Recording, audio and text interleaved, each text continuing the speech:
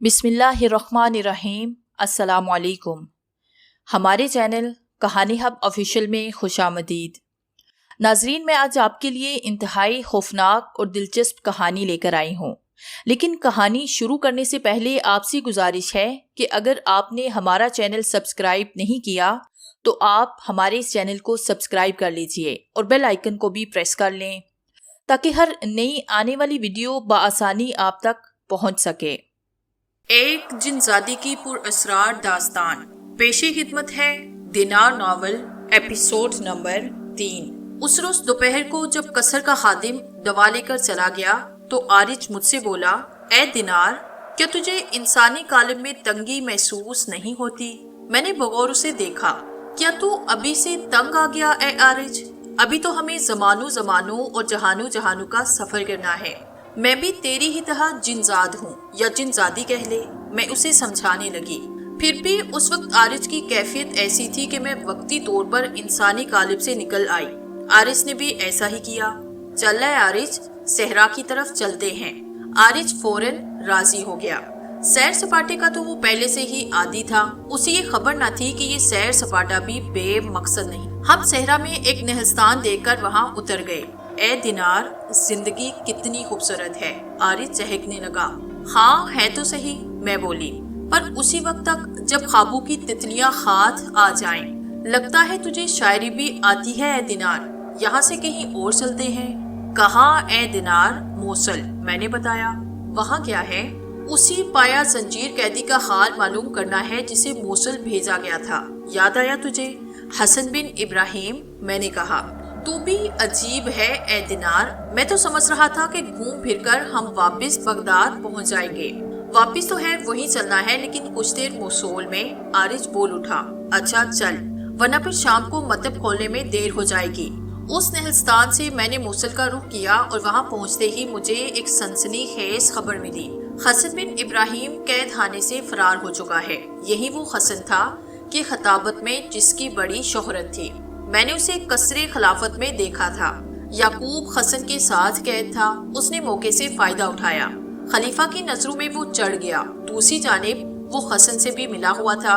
खलीफा से एक मुलाकात में याकूब ने कहा कि हसन को अमान मिल जाए तो वो उसे खलीफा के हजूर पेश कर सकता है। खलीफा मेहदी ने याकूब की बात मान ली। हसन की जहानत से खलीफा बड़ा मुतासिर हुआ और उसे वक्त बेवक्त हाजिरी की इजाजत दे दी। वो इसी लायक था और हस्बे लियाकत खलीफा ने उसे अपना मशीर बना लिया। वो दरबारी खिलाफत में हाजिर होकर सरहदी अमूर, असाकर इस्लामिया, तामीराते किलात, कैदियों की रिहाई और मुआफी, जर जुमाना और मुस्तहिक को सदका देने की बाबत मशवरे देता था। ये उस आदमजाद हसन का किस्सा है जिसके परस्तार अब खलीफा कदम भरने लगे। आदमजादों में वफादारियां तब्दील कर लेना एक आम सी बात है। मैंने उन आदमजादों के बड़े रंग देखे हैं और उनके संग रही हूँ। बिलाशुबा ये मुसलमानों के अरूज का जमाना था। इस हकीकत को भला कौन भूल सकता है? वो जिन्होंने बोझो ऐसी कोशिशें की जो हम में से ना थे, वो मुसलमानों से जलते और इल्जाम तराशियां शुरू कर देते। उन्हें हसद था और वो आदमजादों को टुकड़ों में तकसीम करने के दर पे थे। मैं जिस जमाने की बात कर रही हूँ वो जमाना और था, ये जमाना और है। जमानो मकान की तब्दीली चेहरों और मंजिलों को धुंधला देती है। सो ये मंजिल उस दौर के बगदाद का है जो हमारी नजरों से ओझल हो चुका है। इसीलिए तो जिसके जी में जो आता है बक देता है। कोई कहता है कि डींगी मारी जा रही है, किसी को फरमाना है कि अपने माजी को भूल जाओ और अपने हाल को देखो किस हालत में हो। तो क्या हम अपने अजदाद पर फख्र करना छोड़ दें और उन्हें बुरा कहें? मगर क्यों? मुसलमान बहुत बुरे हैं तो फिर अच्छा कौन है ये कोई बताए। मैं से जज्बाती होकर वाइज करने लगी हूँ। वाज कहने पर मुझे अपने कबीले का आलिम सोमा याद आ रहा है। अब तक मेरी तालीम का सिलसिला जारी था। आरिज को साथ लेकर मैं मुकर्रर वक्त पर बिला नागा सोमा के पास पहुँच जाती। उसी की वजह से मुझे बगदाद में मतब खोलने की इजाजत मिली थी, वरना मेरा बाप अहसन शायद इस पर आमादा न होता। बगदाद के सियासी हालात नफाक दूर होने से बड़ी हद तक पुरसुकून हो गए थे। खलीफा मेहदी के चेहरे पर अब फिक्र परेशानी नजर न आती थी। अब उसने अपने गिर्द जमीन आदमजादों को जमा कर लिया था जो इसे बेहतर मशवरे देते। उनमें से अहम ओहदों पर मुतय्यन جو آدمزاد بہتر کام نہ کرتے اور ان کی کارکردگی مناسب نہ ہوتی، المہدی انہیں بدل دیتا۔ ہوا کیا کہ ابو عبداللہ ہی نے یعقوب کو المہدی تک پہنچنے کا راستہ دیا اور یعقوب نے اسی کی کار شروع کر دی۔ ابو عبداللہ اگر واقعی لائق ہوتا تو اسے اپنے منصب سے کون ہٹاتا؟ ابو عبداللہ عہد حکومت المنصور میں المہدی سے ملا تھا۔ المہدی نے اس کی بے حد عزت کی تھی اور اسے اپنے ساتھ ہراسان لے گیا تھا، کیونکہ ابو عبداللہ کے کاموں پر المہدی کو پورا اعتماد ہو گیا تھا۔ اس لیے لوگوں نے اس کی چغلی شروع کر دی۔ المنصور کے آزاد کردہ غلام ربی کا ذکر میری داستان میں پہلے بھی آ چکا ہے، سو وہ اپنے آقا المنصور کی حکومت کو پھولتے پھلتے دیکھنے کا خواہش مند تھا۔ اسے چغل خوری پسند نہ تھی، مگر چغل خور کب کسی کی پسند ناپسند دیکھتے ہیں۔ اس فضا کو بدلنے اور ابو عبداللہ کا دفاع کرنے میں ربی مستعد رہتا۔ ربی گویا ابو عبداللہ کی ڈھال بن گیا۔ اسی وجہ سے المنصور نے اپنے بیٹے المہدی کے نام اس وقت ایک پیغام بھیجا جو وہ ہراساں تھا۔ پیغام کے الفاظ یہ تھے: ابو عبداللہ کے متعلق کسی کے کہنے سننے کا کچھ خیال نہ کرنا۔ اپنے باپ کی یہ تاکید المہدی کو یاد تھی۔ ابو عبداللہ ابن آدم زادوں میں سے تھا جو زمین پر اکڑ کر چلتے ہیں۔ اسے وزیر ہونے کا غرور تھا، اسی سبب اس نے ربی کو فوراً حاضری کی اجازت نہ دی۔ وہ مغرب کے وقت سے ابو عبداللہ کی ڈیوی پر ٹھہرا رہا۔ جب نماز عشاء پڑھ لی گئی تو حاضری کی اجازت ملی۔ ہونا یہ چاہیے تھا کہ ابو عبداللہ ربی کا پرجوش استقبال کرتا، مگر وہ مستن بچھائے تکیہ لگائے بیٹھا رہا، اٹھ کر بھی نہیں بیٹھا۔ ربی نے مکے میں سابق خلیفہ المنصور کی تدفین کا تفصیل سے ذکر کیا۔ اسے مکے سے آئے زیادہ دن نہیں ہوئے تھے، درمیان ہی میں ابو عبداللہ بول اٹھا: ہاں، ہمیں تمہاری کارگزاریوں کے بارے میں معلوم ہوا ہے۔ یہ کہہ کر ابو عبداللہ نے خاموشی اختیار کر لی۔ اس طرح بات کانٹا ربی کو کھل گیا۔ وہ کوئی کم رتبہ شخص نہ تھا۔ کچھ دیر وہ چپ بیٹھا رہا کہ وزیر ابو عبداللہ کچھ کہے، مگر ایسا نہ ہوا۔ مجبوراً ربی وہاں سے اٹھ کر چلا آیا۔ فضل نے پھر اپنے باپ ربی سے کہا: آپ نے یہ کام غیر مناسب کیا۔ ربی نے جواب دیا: نہیں، جو میں نے کیا وہی مناسب تھا، مگر اب میں اپنی عزت کا بدلہ ضرور لوں گا۔ ربی جذباتی ہو کر مزید کہنے لگا: یاد رکھنا تم فضل کہ میں اپنی عزت، آبرو اور مال اس کی تذلیل میں مٹا دوں گا۔ اب اس سے کیا حاصل؟ فضل برا سا منہ بنا کر بولا: جو ہونا تھا وہ تو ہو چکا۔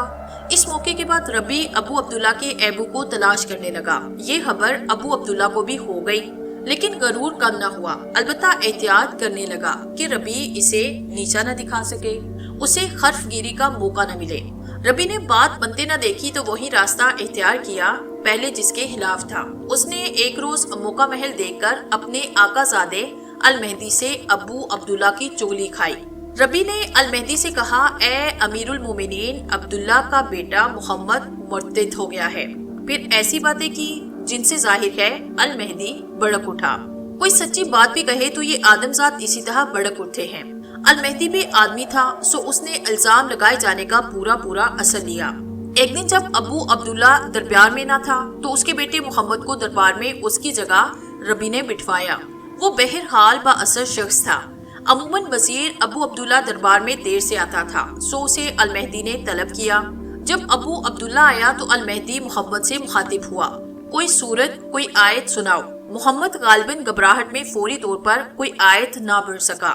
اس پر المہدی نے ابو عبداللہ سے کہا: تم تو کہتے تھے میرا بیٹا پڑھا لکھا ہے، 2 برس ہو گئے کہ یہ مجھ سے الگ ہے۔ وزیر ابو عبداللہ نے اپنی صفائی پیش کی: امیر المومنین، شاید یہ بھول گیا ہے، اقتدار کی دھوپ چھاؤں میں کچھ خونی منظر بھی ہوتے ہیں، انہی میں سے ایک منظر یہ تھا۔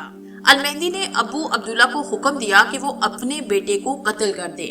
ابو عبداللہ حکم کی تعمیل کے لیے اٹھا، اس کا سر غرور چکرایا اور وہ غش کھا کے گر پڑا۔ آدمزاد حکمرانوں کی زبان سے نکلے ہوئے الفاظ قانون کا درجہ رکھتے تھے، ممکن ہی نہ تھا کہ وہ جو کہہ دیں اس پر عمل نہ ہو۔ بیٹے کی جان گئی سو گئی۔ ابو عبداللہ کو اب اپنی جان کی فکر ہو گئی۔ اس کی وجہ یہ تھی کہ اس نے المہدی کے رویے میں اپنے لیے نفرت محسوس کر لی تھی۔ رفتہ رفتہ یہ نفرت بڑھتی گئی۔ دیوان انشاء یعنی خط و کتابت کا محکمہ بھی ابو عبداللہ کے پاس تھا۔ یہ محکمہ اس لیے بڑی اہمیت رکھتا تھا کہ خلیفہ کے احکام اسی کے ذریعے بھیجے جاتے۔ سب سے پہلے ابو عبداللہ سے یہی محکمہ واپس لیا گیا، اسے معزول کر کے ربی کو مقرر کر دیا گیا۔ اقتدار کے دیوانوں میں یہ اکھاڑ پچھاڑ ہر زمانے میں ہوتی آئی ہے۔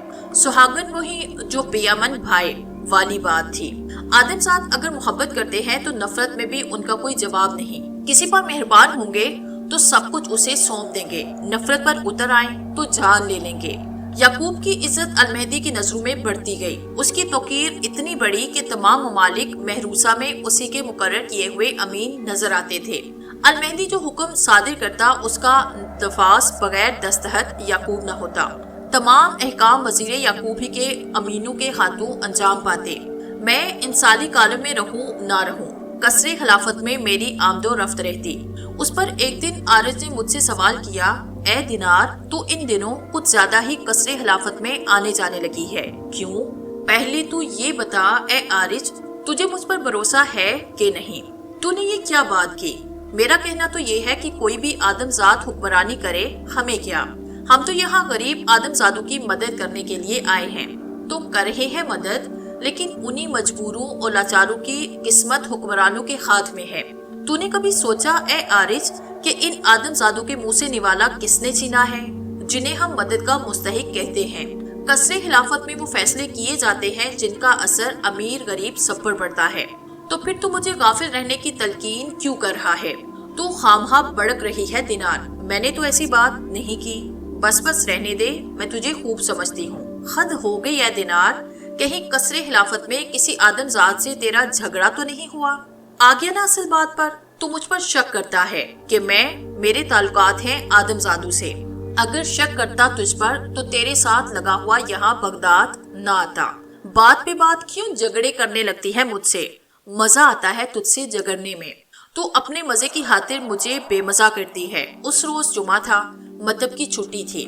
عارض کو ساتھ لے کر میں بغداد کی سیر کو نکلی۔ ہم دونوں انسانی کالبوں میں تھے۔ میں نے حسب معمول چادر اوڑھ رکھی تھی۔ شہر کے لوگ ہمیں جانے پہچانے لگے تھے۔ وہ جا رہے ہیں محترم طبیب اور طبیبہ، کوئی اشارہ کرتے ہوئے کہتا، یہ لوگ دوا کے دام نہ ہونے کے برابر لیتے ہیں، بھلا ایک حبہ کی بھی کوئی حیثیت ہے؟ اللہ انہیں اس کا جزا دے گا۔ غریبوں پر یہ دونوں ہی بڑے مہربان ہیں۔ لوگوں کے مختلف تبصرے اپنے بارے میں سن کر سچ بات یہ ہے کہ مجھے بڑی خوشی ہوتی۔ چل اے عارض، ادھر بازار کی طرف چلتے ہیں، وہاں ایک سرائے میں کوئی نیا قصہ گو آیا ہے۔ تجھے کیا معلوم اے دینار؟ عارض نے پوچھا۔ میں نے چڑھ کر کہا، خود قصہ گو نے مجھے آ کر بتایا تھا کہ میں آ گیا ہوں بغداد، اب تم بھی چلی آؤ۔ لا حول ولا قوت۔ پھر مجھ سے جھگڑنے لگی۔ یہ تو خیال کر کہ ہم انسانی کالب میں ہیں، عارض کہنے لگا، اور یہ شہر ہے، ہمارے قریب قریب سے آدمزاد گزر رہے ہیں، کیا سوچیں گے یہ؟ اس کی آواز بڑی دھیمی تھی۔ سب کچھ میں ہی خیال کیے جاؤں، میں منہ بنا کر بولی۔ تو کچھ نہ سمجھ، مجھ سے کیا چاہتی ہے؟ بول تو صحیح کبھی اے دینار۔ کچھ نہیں، میں نے عارض سے بحث نہ کی۔ وہ ٹھیک کہہ رہا تھا، آدمزاد ہماری طرف متوجہ ہونے لگے تھے۔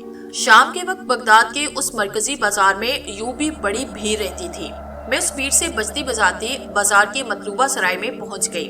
بغداد والوں کو قصے سنانے اور سنانے کا بڑا شوق تھا۔ سرائے والے گروہ سے دام خرچ کر کے اچھے سے اچھے قصے گو کو بلاتے کہ مسافر انہی کی سرائے میں آئیں۔ خود قصہ کہنے والے بھی بغداد ہی کا رخ کرتے۔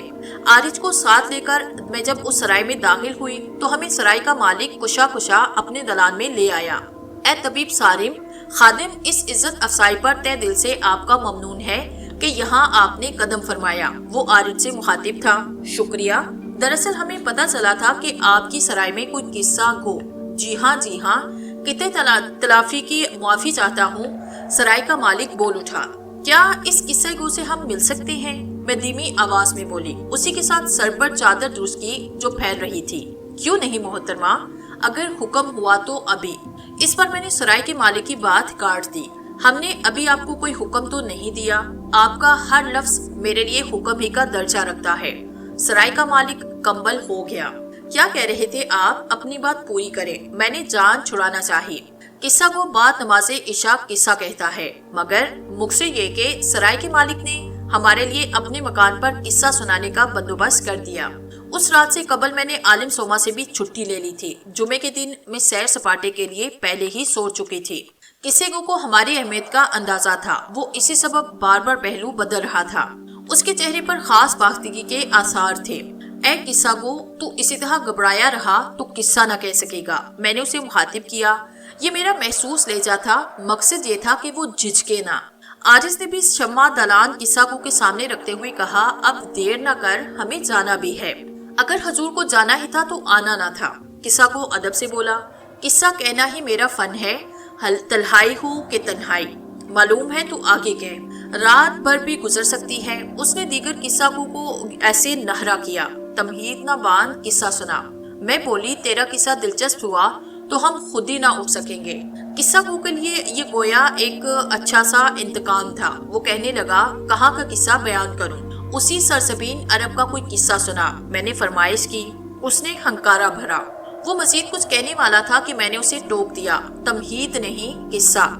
پھر اس نے وہ سما باندھا کہ میں دنگ رہ گئی۔ یونان سے قصے کا آغاز ہوا، جو کبھی علم و فضل کا مرکز تھا۔ میں غور سے سننے لگی۔ سوداگروں کا ایک قافلہ رومی سلطنت کے مشرقی علاقے سے ایتھنز پہنچا۔ ہر سوداگر مال تجارت کے انبار اپنے ساتھ لایا تھا۔ وہاں پہنچتے ہی بیشتر تاجروں نے شہر کے مرکزی بازار کا رخ کیا، مگر بعض کمزور اور بوڑھے لوگ تھکن سے چور تھے۔ وہ تازہ دم ہونے کے لیے قریبی سرائے میں جا ٹھہرے۔ صرف ایک مسافر ایسا تھا جو نہ بازار گیا اور نہ سرائے۔ اس کے پاس سامان بھی برائے نام تھا، بس ضرورت کے مطابق۔ اس کی عمر ابھی جوانی کی سرحدوں میں تھی۔ وہ لمبے قد والا خوب رونو جوان تھا۔ اس کے چہرے کا رنگ اڑا ہوا تھا اور آنکھیں ویران تھی۔ لباس قیمتی ہونے کے باوجود شکن زدہ تھا اور سر کے بال بکھرے ہوئے تھے۔ اسے اپنی کچھ خبر نہ تھی۔ اس کی حالت کسی ایسے مسافر جیسی تھی جسے کسی ویرانے میں لوٹ لیا گیا ہو۔ قافلے سے الگ ہو کر تھکے تھکے بوجھل قدموں سے وہ ایک طرف چل دیا۔ چلتے چلتے وہ ایک ایسی آبادی میں پہنچا جہاں اینتھس کے امراء رہتے تھے۔ اس پرفضا آبادی میں تھوڑے تھوڑے فاصلے سے سرخ اینٹوں کے کشادہ مکان بنے ہوتے تھے۔ مکانات کے ارد گرد پیڑوں کی کثرت تھی۔ ایسے لگتا تھا جیسے یہ بستی ایک وسیع و عریض باغ میں بسائی گئی ہو۔ مسافر ایک مکان کے سامنے رکا۔ مکان کے دروازے پر ایک دربان کھڑا تھا۔ کیا تمہارے آقا لونگی لوس گھر پر موجود ہیں؟ دربان نے اسبات میں سر ہلایا۔ مسافر بولا، انہیں جا کر بتاؤ کہ ان کا ایک دوست بڑے دور سے آیا ہے۔ بطور تعظیم دربان تھوڑا سا جھکا اور پلٹ کر اندر چلا گیا۔ مسافر کو دیکھتے ہی اس کی آنکھیں جیسے چمکنے لگی۔ تالیس تم؟ وہ بازو پھیلا کے مسافر سے لپٹ گیا۔ اندر کیوں نہ چلے آئے بھلے آدمی؟ وہ تالیس کا بازو تھامے اسے گھر میں لے آیا۔ دربان نے باہر سے دروازہ بھیڑ دیا۔ نشست گاہ میں تمام ضروری اور خوبصورت چیزیں موجود تھی۔ سفید براق چاندنی پر دبیز ایرانی قالین بچھا تھا۔ دونوں دوست قالین پر گاؤ تکیوں سے ٹک کر بیٹھ گئے۔ ان کے درمیان چاندی کی تشتریوں میں تازہ پھل اور خشک میوے رکھے تھے اور ایک بروری سراخی میں سرخ رنگ کا کوئی مشروب بھرا تھا۔ اس مشروب سے بڑی ہی مزے کی خوشبو اٹھ رہی تھی۔ لونگی نوس نے ایک جام میں مشروب اڈیل کا تالیس کی طرف بڑھایا۔ تالیس نے گردن ہلا کر انکار کیا۔ شکریہ میرے دوست، مجھے خواہش نہیں ہے۔ میری بھوک پیاس تو مر چکی ہے۔ اس شہر نے مجھے لوٹ لیا ہے۔ حیرت ہے۔ لونگی لوس نے جام آہستگی سے اس کے سامنے رکھا، پھر بولا، یہ تو سوداگروں کی جنت ہے، تم اس سونے کی کان سے کچھ نہیں لائے؟ تالیس نے ڈولتی ہوئی آواز میں کہا، لایا ہوں، بہت نادر شے لایا ہوں، مگر اس کے بدلے میں خود کو وہیں چھوڑ آیا ہوں۔ جو تالیس اس وقت تمہارے سامنے ہے، یہ تالیس نہیں، اس کا سایہ ہے، ایک بے روح پتلا، ایک خالی خالی سینہ۔ لونگی لوس کچھ دیر ٹکٹکی باندھے اسے دیکھتا رہا، پھر کہا، تو یہ بات ہے؟ وہ پرخیال انداز میں مسکرایا، مگر یہ سب کچھ کیسے ہوا؟ کہاں تم اور کہاں یہ ماجرا؟ دل کے معاملے کو تو تم ہمیشہ خرافات کہتے رہے ہو، اب کیا ہو گیا ہے تمہیں؟ کس کی نظر تمہیں کھا گئی؟ تالیس کی پتلیاں ساکت ہوئی، جیسے تصور میں کسی نقطے پر جم گئی ہو۔ کیا بتاؤں، وہ ایک دیوی ہے۔ آخر تالیس کے ہونٹوں کو حرکت ہوئی۔ بتانے والے نے اسے منفرد بنایا۔ وہ کسی مغزی کالجن ہے، کسی شاعر کا شعر ہے۔ تم ایک جہاں دیدہ آدمی ہو میرے دوست۔ مشرق و مغرب کے اسرار تم پر آئینہ ہے۔ تمہارا سینہ علم و فنون کا خزینہ ہے۔ لونگی لوس بولا، میں تمہاری خوش نگاہی کا قائل ہوں۔ مجھے خبر ہے کوئی ایسی وحشی شے تمہارا پتھر نہیں پگھلا سکتی۔ کون ہے وہ؟ میں بھی تو سنوں۔ اس کا نام زنوبیا ہے، ملکہ زنوبیا۔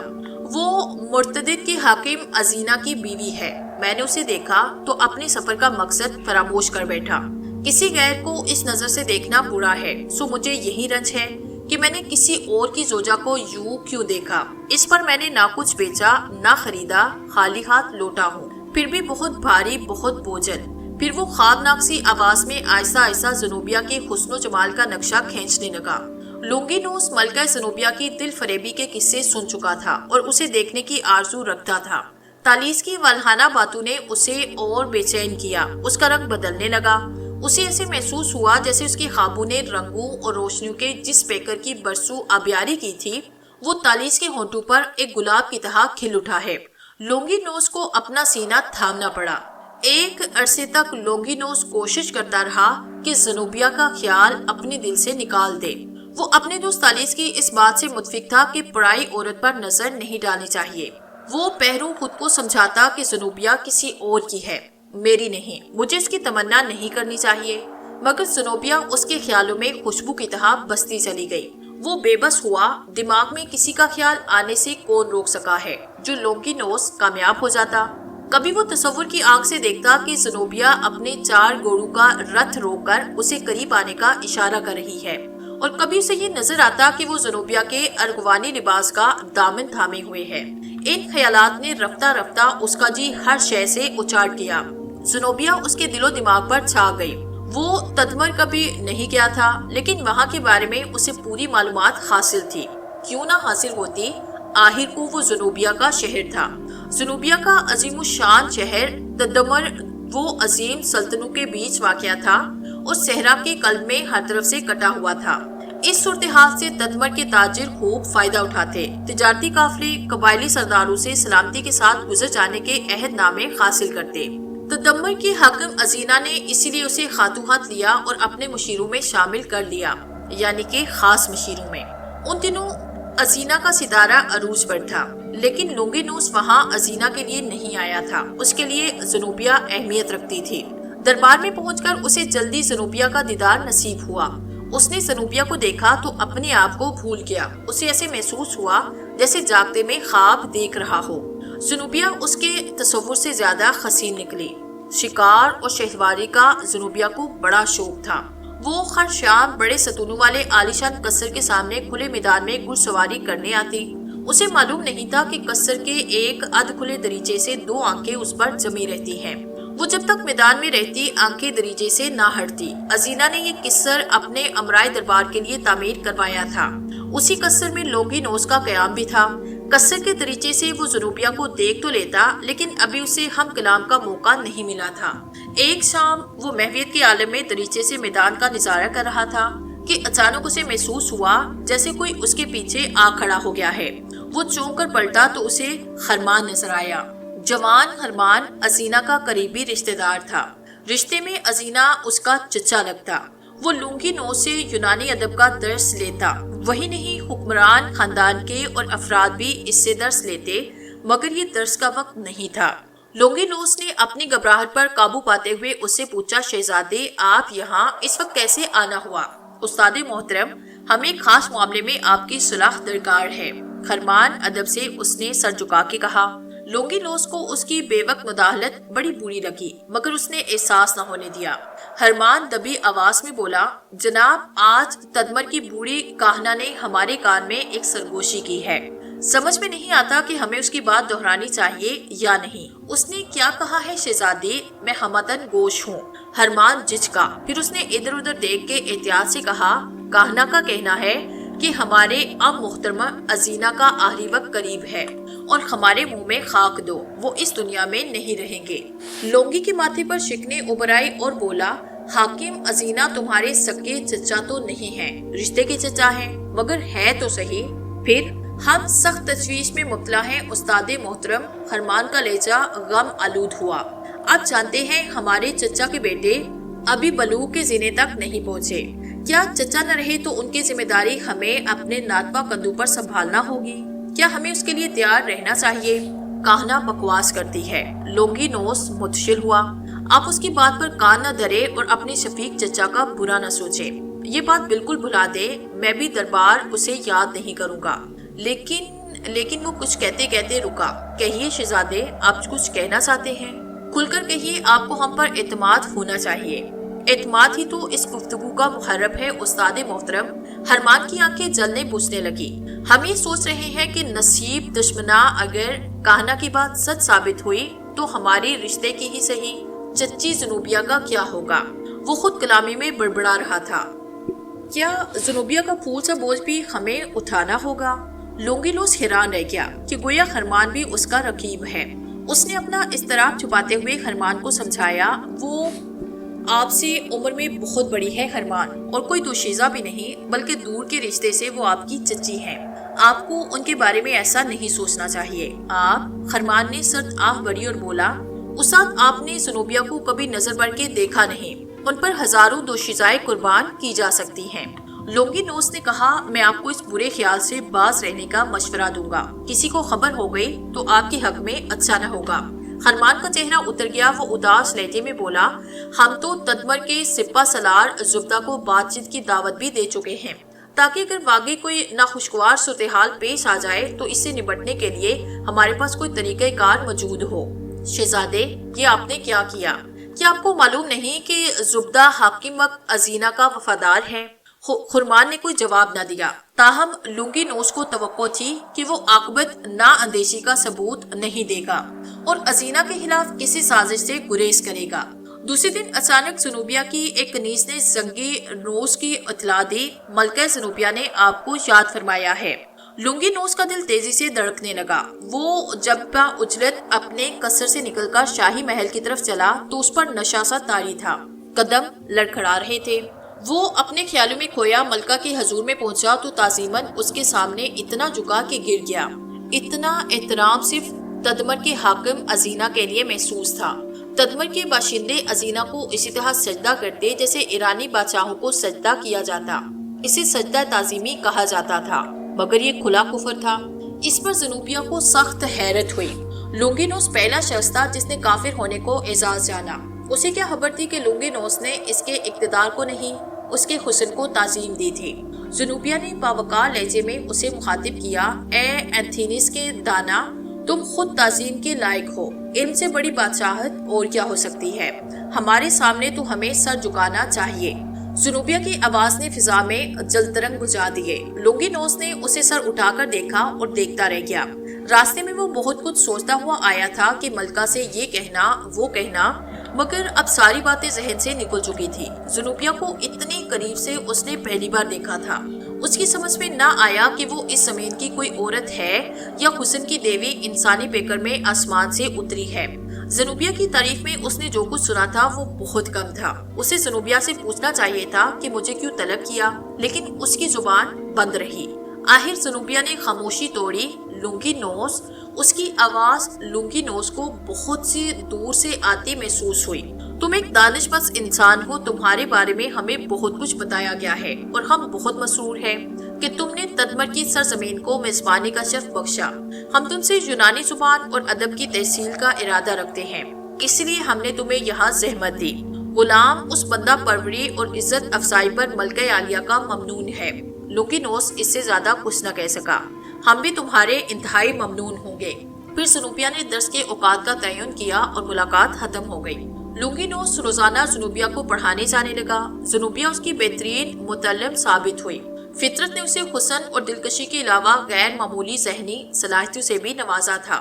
جتنی اچھی اس کی صورت تھی اتنا ہی اچھا اس کا دماغ تھا۔ سب سے بڑی بات یہ تھی کہ صورت اور دماغ دونوں سے زیادہ اس کا دل اچھا تھا۔ وہ لونگینوس کو بہت عزت دیتی اور اس کے سکھائے ہوئے نکات بڑی خوبی سے ذہن نشین کرتی تھی۔ تدمر کے باشندے نسلاً عرب تھے۔ گفتگو اور تہذیب میں وہ آرامی زبان کا استعمال کرتے، لیکن انہیں یونانی زبان سیکھنے کا بہت شوق تھا۔ خاص طور پر حکمران طبقے میں یونانی زبان بے حد مقبول تھی۔ قوانین یونانی اور آرامی دونوں زبانوں میں لکھے جاتے۔ زنوبیہ عرب تھی اور آرامی زبان بولتی تھی۔ لونگینوس نے جلد ہی اسے یونانی زبان میں بھی طا کر دیا۔ ازینہ کے ناخلف بھتیجے خرمان کو زنوبیہ اور لونگینوس کی قربت ایک آنکھ نہ پاتی۔ اگرچہ لونگینوس نے اپنے سینے کا راز سینے میں دبائی رکھا، لیکن خرمان کو اس پہ شک ہو گیا۔ زنوبیہ نے خصوصی التفات نے اس کے شک کو ہوا دی۔ یہ التفات لونگینوس کے لیے تھا۔ اسے یہ معاملہ محض درس و تدریس تک محدود نہ لگا۔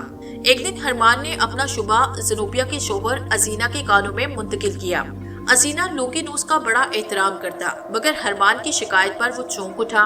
ज़ुनूबिया उसकी आबरूस, उसकी नामूस थी। भला नामूस की बेहुरमती कौन बर्दाश्त कर सकता है, वो भी एक हाकिम। अजीना मुश्तिल हुआ। उसने किसी तहकीक के बगैर फिलफौर हुक्म जारी किया, एंथिस के उस्ताद लोंगिनोस को जिंदान में डाल दिया जाए। ज़ुनूबिया को मालूम हुआ तो वो बेकरार हो गई। उसने अजीना को समझाना चाहा और इसरार किया कि वो अपना इरादा बदल दे, मगर उसने उसकी बात न मानी। लोंगिनोस बड़े सतूनों वाले कसर से ऊंची दीवारों के जिंदान में पहुंचा दिया गया। जिंदान में उसे किताबें साथ रखने की इजाजत न मिली, लेकिन ज़ुनूबिया का किताबी चेहरा हर वक्त उसकी नजरों के सामने रहता। एक रात लोंगिनोस बहुत बेचैन था, जैसे कुछ होने वाला है। कैद खाने में रात का अंधेरा और गहरा हो गया। वो तंग कोठरी में चक्कर लगाने लगा, लेकिन बेचैनी कम न हुई। तरह तरह के ख्यालात उसके जहन में आ रहे थे। वो देर तक टहलता रहा, यहाँ तक कि आजिज आ गया और एक कोने में घुटनों पर सर रखकर बैठ गया। वो सोच रहा था कि क्या किस्मत इसे कैद खाने के लिए तदमर लाई थी। अचानक उसने एक आहट सुनी, लेकिन सर नहीं उठाया, क्योंकि कोठरी के बाहर पहरेदार अमूमन गश्त पर रहते थे। वो समझा कोई पहरेदार होगा, मगर आहट के साथ ही उसे एक आवाज सुनाई दी, लोंगिनोस। वो हड़बड़ा के खड़ा हुआ। उसे ऐसे लगा जैसे जिंदान का अंधेरा एकदम उजाले में बदल गया हो। लिपक कर वो सुराहों के पास पहुंचा। वहाँ स्याह लुबादे में एक औरत खड़ी थी। उसके चेहरे पर निकाब पड़ी थी। लोंगिनोस ने सलाहें मुट्ठियों में बींची और तड़पती आवाज में बोला, ज़ुनूबिया, आप इतनी रात को यहाँ? हाँ लोंगिनोस, हम। ज़ुनूबिया ने सरगोशी की। जब से तुम यहाँ हो हमें शाही महल एक कैद खाना मालूम होता है। हमारी हालत भी तुमसे मुख्तलिफ नहीं। वो कुछ देर तक पलके झुपकाए बगैर ऐसे देखती रही और फिर गम और निदामत से बोली, हमारी रूह पर बड़ा बोझ है। तुम्हें ये दिन महज हमारी वजह से देखना पड़ा। इस पूरे अरसे में हमने एक लम्हा भी चैन से नहीं गुजारा। हम तो बस तुम्हारी रिहाई की तदबीरें सोचते रहते हैं। लोंगिनोस को रात के अंधेरे में उसका चेहरा चांद की तरह चमकता मालूम हो रहा था। ज़ुनूबिया कह रही थी, आखिर हमने तुम्हारी निजात का बंदोबस्त कर लिया। और से सुनो, आज रात तदमरी फौज का सालार आला जुब्दा तुम्हें यहाँ से बहिफाजत निकाल लेगा और गुज्जर बचने से पहले सरहद पार करा देगा। नहीं ज़ुनूबिया, नहीं। लोंगिनोस परेशान हुआ। मैं यहाँ से कहीं नहीं जाना चाहता। क्यों? ज़ुनूबिया सरापा खैरत बन गई। वजह मुझे खुद नहीं मालूम। क्या जिंदगी पर यहीं पड़े रहोगे? मुझे खुद से दूर रखना चाहती हैं आप? ये नामालूम कैसे उसके मुंह से निकल गया। ज़ुनूबिया की बड़ी बड़ी आंखें और फैल गईं। लोंगिनोस को फौरन अपने अल्फाज का एहसास हुआ, मगर उसने बात बदलने की कोशिश न की। कहने लगा, आप जानती हैं मैंने कोई जुर्म नहीं किया, लेकिन अगर मैं फरार हो गया तो ये जरूर एक जुर्म होगा। इस तरह मेरी बहुत रुसवाई होगी। न सिर्फ मेरी रुसवाई बल्कि आपका दामन भी आलूदा समझ लिया जाएगा। मैं ये गवारा नहीं कर सकता। तो क्या हम महज अपनी नेक नामी के लिए तुम्हें यहाँ पड़ा रहने दें? क्या इसमें मेरी बदनामी नहीं है? फर्ज कर लो लोग कुछ ना कहे, हमारा ज़मीर तो हमें मुलामत करेगा। उसने कुछ ताकुफ किया। बेहतर यही है लोंगिनोस कि तुम जुब्दा के सिपाहियों के साथ रातों रात तदमर की सरहद से दूर निकल जाओ। ये आप क्या कह रही हैं मलका? मैं बेवसीला आदमी हूँ और अजीना हाकिम है, उसके हाथ बहुत लंबे हैं। मैं यहाँ से कहीं चला भी जाऊँ तो वो मुझे दोबारा गिरफ्तार कर लेंगे। अगर ऐसा हुआ, जो यकीनन होगा, तो आपकी मुझे सिर्फ कैद की सजा नहीं होगी बल्कि मौत की। नहीं नहीं, ज़ुनूबिया ने सलाहों के बीच से उसके मुंह पे हाथ रखा। लोंगिनोस ने हथेली नरमी से हटाते हुए कहा, आप फिलहाल मुझे यहाँ रहने दें। मैं यहाँ नाखुश नहीं हूँ। आपकी खातिर मैं जिंदान में तो क्या जहन्नुम में भी रह सकता हूँ। उसने ज़ुनूबिया को समझाया, अब आप चली जाएं, यहाँ ठहरना मुनासिब नहीं। वापस जाके आप हाकिम ज़ीकदर हाकिम तदमर को मेरी बेगुनाही का यकीन दिलाने की कोशिश करें। ज़ुनूबिया और लोंगिनोस अभी बातें कर रहे थे कि दूर से भारी कदमों की चाप सुनाई दी। दोनों चुप हो गए। फिर आंखों ही आंखों में अलविदाई जुमलों का तबादला हुआ और ज़ुनूबिया चली गई। उन्हीं दिनों एक बुरी खबर तदमर पहुंची। शापू अव्वल की सरकर्दगी में ईरानी फौज ने रूमी रक्षक पर हमला किया। रूम का शहंशाह दलेर बड़ी मुश्किल में गिरफ्तार था। ईरानी शाम तक आ पहुंचे थे। ये सूरत-ए-हाल अजीना के लिए सख्त तशवीशनाक थी। वो तदमर में रूमी शहंशाह का नायब था। शाम पर ईरानी हमले से उसके लिए भी खतरा पैदा हो गया। उसके दरबारियों ने मशवरा दिया कि क्यों ना बाला ही बाला ईरान से मुसाहलत कर ली जाए ताकि तदमर जंग की आग से बचा रहे। اس نے ملکہ زنوبیہ سے مشورہ کیا۔ زنوبیہ چھوٹتے ہی بولی، اپنے مشیروں سے پوچھو۔ پوچھ چکا ہوں، ازینہ نے بتایا۔ زنوبیہ نے چپتے ہوئے لہجے میں سوال کیا، سب مشیروں سے پوچھ چکے ہو؟ اس سے پہلے کہ قصہ گو مزید کچھ کہتا، میں ہاتھ اٹھا کر بولی، ٹھہر جا، آنے والے جمعے کو تجھ سے ملاقات ہوگی۔ عارض نے مجھے حیرت سے دیکھا مگر بولا کچھ نہیں۔ میں نے اسے ٹوکا دیا تو وہ چونکا۔ اسے ساتھ لیے میں سرائی کے مالک کے مکان سے نکل آئی۔ باہر آتے ہی عارض نے پوچھا، یہ اچانک تجھے کیا ہوا اے دینار؟ قصے میں کھو کر تو شاید بھول گیا ہے کہ ہم کون ہیں۔ میں نے مسکرا کر جواب دیا، آنے والے جمعے کو ہم پھر سرائی کے مالک سے ملے اور اس نے اپنے مکان پر قصہ سننے کا بندوبست کر دیا۔ یاد دہانی کے لیے عرض کروں کہ یہ قصہ بھی سرزمین عرب کا ہے۔ قصہ کو نے جہاں سے ملکہ زنوبیہ کا قصہ چھوڑا تھا وہیں سے پھر سنانے لگا۔ زنوبیہ کے سوال کرنے پر حاکم تدمر ازینہ بولا، ہاں میں سب مشیروں سے پوچھ چکا ہوں، ابھی ایک مشیر باقی ہے، اس سے تم نے بات نہیں کی، حالانکہ اس نے ہر موقع پہ تمہیں نہایت مفید مشورے دیے۔ زنوبیہ نے کہا۔ ازینہ سمجھ گیا کہ زنوبیہ کس کا ذکر کر رہی ہے، وہ خاموش ہو گیا۔ زنوبیہ نے محسوس کیا کہ ازینہ آج لوگی لوز کے ذکر پر برہم نہ ہوا۔ اس نے موقع غنیمت جانا اور دوبارہ یونان کے فلسفے کا ذکر چھیڑ دیا۔ لوگی نوز کے بارے میں وہ ازینہ کی غلط فہمی دور کرنا چاہتی تھی۔ وقت کی بات ہوتی ہے، آج ازینہ کو لوگی نوز کی ضرورت تھی، اس لیے اسے نامانوس کا خیال نہ آیا۔ اس نے زنوبیہ کی باتوں پر صادر کیا اور لونگی نوس کی رہائی کا فیصلہ کر لیا۔ اس کا فیصلہ سنتے ہی زنوبیہ نے کہا، لونگی نوس ہمارے استاد ہے، انہیں لینے کے لیے ہم خود زندان کے در تک جائیں گے۔ پھر زنوبیہ 4 گھوڑوں والے رتھ میں محل سے نکلی۔ رتھ کے ساتھ حاکم تدمر ازینہ کے محافظوں کا خصوصی دستہ تھا۔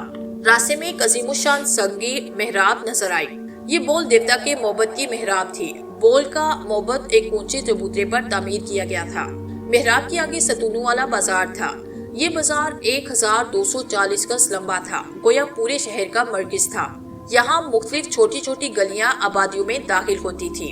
شاہی رتھ تدمر کے بڑے قید خانے پہنچ گیا۔ محافظ دستے کے سالار نے قید خانے کے نگران کو لونگی نوس کا رہائی نامہ دکھایا۔ پھر زنوبیہ نفس با نفس لونگی نوس کی کوٹری میں پہنچی۔ لونگی نوس کے چہرے پر حیرت پھیل گئی اور دوسرے ہی لمحے حیرت میں مسرت کا رنگ بھی شامل ہو گیا۔ زنوبیہ کی اشارے پر زندان کے لوہار نے قیدی کو زنجیریں کاٹی۔ لونگی نوس جیسے کسی خواب کے عالم میں زنوبیہ کے ساتھ قید خانے سے نکلا۔ محافظ دستے کے ایک سپاہی نے اسے سواری کے لیے اپنا گھوڑا پیش کرنا چاہا، لیکن زنوبیہ نے اسے روک دیا اور لونگی نوس کو اپنے ساتھ رتھ میں بٹھا لیا۔ ازینہ نے لونگی نوس کو جنگی حالات سے تفصیلی طور پہ آگاہ کیا اور کہا، ہمارا خیال ہے کہ آزمائش کی اس گھڑی میں روم کا ساتھ نہیں چھوڑنا چاہیے، یہ غداری ہوگی، کیونکہ سردست تدمر کو روم سے کوئی شکایت نہیں۔ نیز اگر ایران سے وقتی مفاہمت کر بھی لی جائے تو اس کی کیا ضمانت ہے کہ ایران آئندہ تدمر کی آزاد خود مختار حیثیت برقرار رہنے دے گا؟ یقیناً، لونگی نوس نے کہا۔ اس کا مطلب ہے کہ روم کی حمایت میں ایران سے جنگ کی جائے۔ کیوں؟ ازینہ کے ماتھے پر سلوٹیں پڑ گئی۔ جی ہاں، اس کے سوا کوئی چارہ نہیں، اور پھر قومی حمیت کا تقاضا بھی یہی ہے۔ لونگی نوس نے رائے ظاہر کی۔ لیکن لونگی نوس، ہمارے پاس فوج بہت کم ہے، ہم ایران کے لشکر کا مقابلہ کیسے کر سکتے ہیں؟ تسلیم کے تدمر کے پاس سپاہیوں کی کمی ہے، لیکن کیا آدمیوں کی بھی کمی ہے؟ نہیں، آدمی صرف آدمی ہوتا ہے اور سپاہی ایک ہتھیار بھی ہوتا ہے۔ کیا آدمی کو سپاہیوں میں نہیں بدلا جا سکتا؟ اس کے لیے خاصے وقت درکار ہوگا۔ موت سر پر کھڑی ہو تو آدمی کو سپاہی بننے میں زیادہ وقت نہیں لگتا۔ یہی ہنگامی حالت کا اعلان کر کے ریاست میں جیری بھرتی کا آغاز کر دیا جائے۔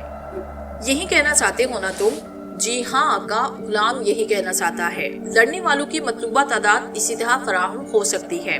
تم بول رہے ہو لونگی نوس جنگی تعداد سے ہی ہمت اور منصوبہ بندی سے جیتی جاتی ہے۔ یہ سن کر لونگی نوس نے اطمینان دلایا، منصوبہ سازی کے لیے ریاست کے پاس اعلیٰ دماغوں کی کمی نہیں۔ رہی فوج کی قلت تو میں عرض کروں گا کہ یہ خدمت میرے سپرد کر دی جائے۔ میں بستی بستی گھر گھر جاؤں گا اور ریاست کے تمام باشندوں کو غفلت کے خواب سے جگاؤں گا۔ میں ان سے کہوں گا کہ ہم وطنوں اپنی سرزمین کو دشمن کے ناپاک قدموں سے بچاؤ۔ میں انہیں بتاؤں گا کہ جو قومیں غلام بنا لی جاتی ہیں ان کے ساتھ کیا کیا سلوک ہوتا ہے۔ لونگی نوس کا جوش و خروش دیکھنے کے قابل تھا۔ میں لوگوں سے کہوں گا کہ اگر تم چاہتے ہو کہ تمہارے بازار، تمہارے محلے اور تمہارے گھر اسی طرح خستے بستے رہے تو اٹھو، میدان جنگ میں چلو، امن کی خاطر ہمیں جنگ کرنی ہوگی۔ زنوبیہ خاموشی سے سب کچھ سن رہی تھی۔ لونگینوس چپ ہوا تو زنوبیہ نے رائے طلب نظروں سے اسے دیکھا۔ زنوبیہ بولی، لونگینوس کی آواز وقت کی آواز ہے۔ اس آواز پر سب سے پہلے ہم لبیک کہتے ہیں۔ اس مہم میں ہم بھی اس کے ساتھ ایک سپاہی بن کر جائیں گے۔ تم؟ ازینہ اپنی شریک حیات کے جذبے سے ہاتھ سے متاثر ہوا تھا، پھر بھی استجاب سے بولا، زنوبیہ تم؟ ہاں ہم۔ ازینہ گہری سوچ میں ڈوبا۔ چند لمحوں بعد اس نے سر اٹھایا اور بولا، تم دونوں روانگی کی تیاری کر سکتے ہو۔ دوسرے دن لونگینوس اور زنوبیہ ملک کے آزمائے ہوئے شاہ سواروں کے ساتھ محل کے احاطے سے نکلے۔ ازینہ اور ریاست کے دیگر عمائد انہیں شہر سے باہر تک رخصت کرنے آئے۔ الوداع کہنے والوں میں ازینہ کا برادر خرمان بھی تھا۔ لونگینوس اور زنوبیہ ایک ہی رتھ میں سوار تھے۔ انہیں دیکھ کر خرمان کے چہرے پر ہوائیاں اڑ رہی تھی۔ اس کے دل کی حالت لونگینوس کے سوا کوئی نہ جان سکا۔